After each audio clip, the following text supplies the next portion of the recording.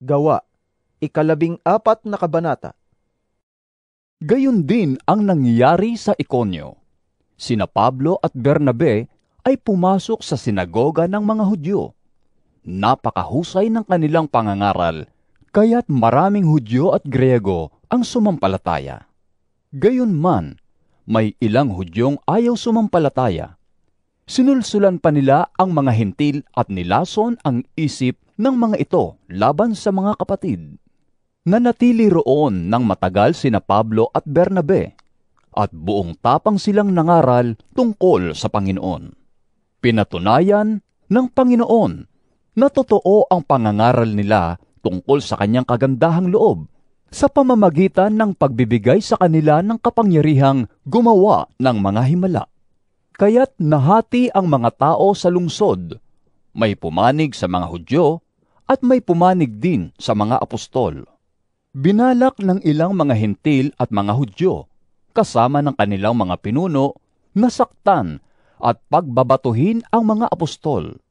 Subalit, nang malaman iyon ng dalawa, sila'y tumakas papuntang Listra at Derbe na mga lungsod ng Lycaonia at sa mga karatig na lupain. At doon sila nangaral ng magandang balita. Sa Listra ay may isang lalaking hindi nakakalakad, dahil lumpo na ito mula pa nang ito'y isilang. Siya'y nakaupong nakikinig sa pangangaral ni Pablo. Nang makita ni Pablo na ang lumpo ay may pananampalatayang siya'y mapapagaling, tinitigan niya ang lumpo at malakas na sinabi, "Tumayo ka ng tuwid." Lumukso ang lalaki at nagsimulang lumakad. Nang makita ng mga taong bayan ang ginawa ni Pablo, sumigaw sila sa wikang Lycaonia, Nanaog sa atin ang mga Diyos! Saan yung tao? Tinawag nilang Zeus si Bernabe at si Pablo na may Hermes, sapagkat siya ang pangunahing tagapagsalita. Nasa bungad ng lungsod ang templo ni Zeus.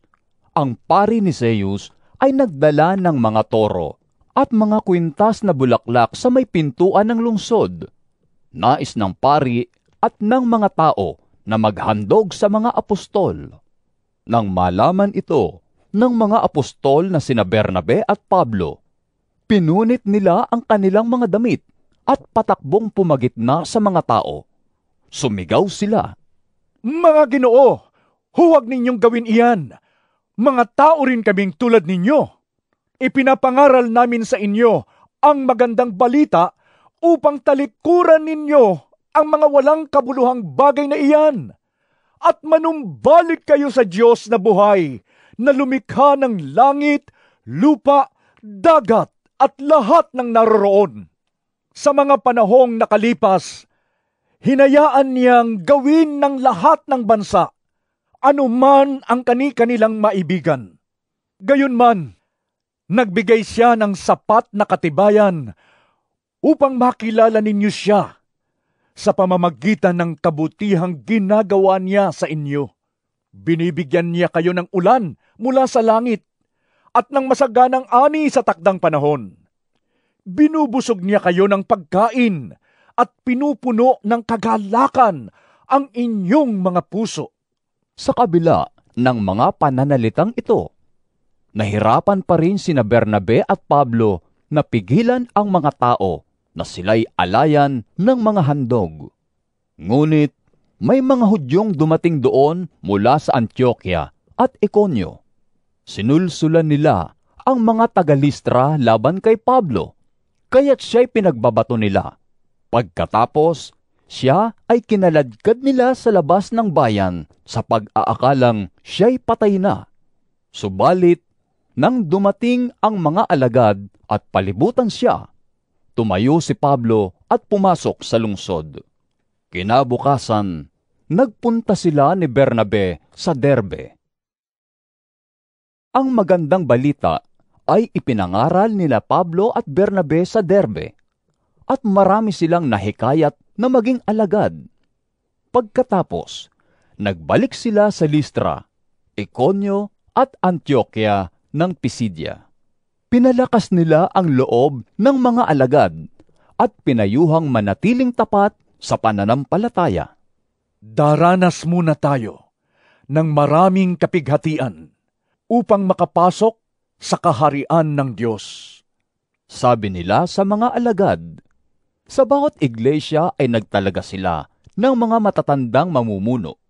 At matapos manalangin at mag-ayuno, ang mga ito'y itinagubili nila sa Panginoon na kanilang pinagtitiwalaan.